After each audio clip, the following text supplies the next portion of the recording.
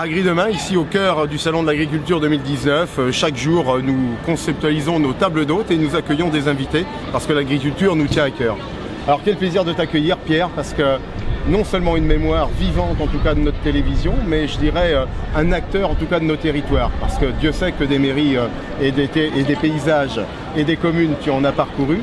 Alors, puisqu'on est au cœur finalement de cette préoccupation à 10 ans, quelle serait, d'après toi, finalement, cette agriculture qui se dessinerait en 2030? Est-ce que tu as des éléments de réponse à nous donner?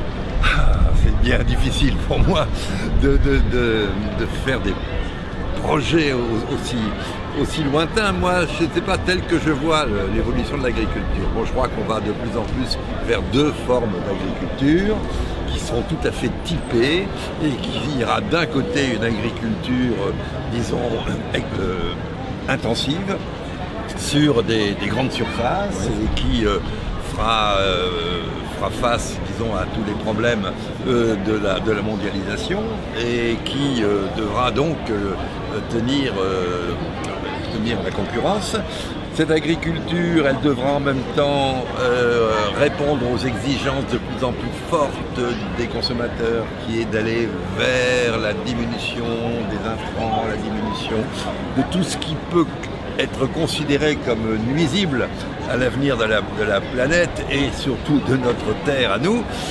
Donc il y aura cette agriculture-là qui sera toujours soutenue par les pouvoirs publics parce qu'elle est importante dans notre balance commerciale. Et puis il y aura une autre agriculture qui ne cherchera pas à faire de la quantité, mais qui cherchera à faire de la qualité. Alors c'est une agriculture d'une autre dimension qui sera plutôt à caractère familial et qui sera la seule dans une dimension, disons, de moins de 100 hectares, qui sera la seule à pouvoir encore, à mon avis, être rentable. Je ne dirais pas qu'elle rapportera énormément d'argent, mais elle permettra en tout cas à des gens qui ont le métier de cultivateur dans le sang et dans les gènes et qui ont envie de travailler la terre et de produire de la qualité pour nourrir les hommes, eh bien, elle leur permettra, je crois, de vivre, à condition que les consommateurs aussi s'adaptent à cette nouvelle situation, à condition qu'eux-mêmes affinent leur goût, qu'ils sachent apprécier la qualité et qu'ils aient les moyens de payer cette qualité qui forcément sera supérieure à celle du produit industriel, du produit de l'agriculture de masse. Bon, voilà. Et il y aura donc des efforts concomitants à faire.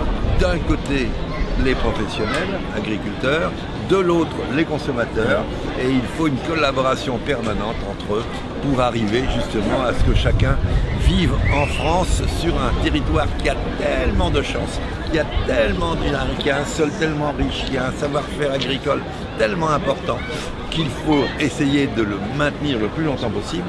Mais voilà, il faut que chacun y mette du sien, et je crois que disons que je garde beaucoup d'espoir. Eh ben, merci Pierre de cette vision par le petit bout de la lorgnette et sans jeu de mots, voilà. Bien évidemment. Alors rendez-vous en 2030. Eh ben, je te dis rendez-vous en 2030.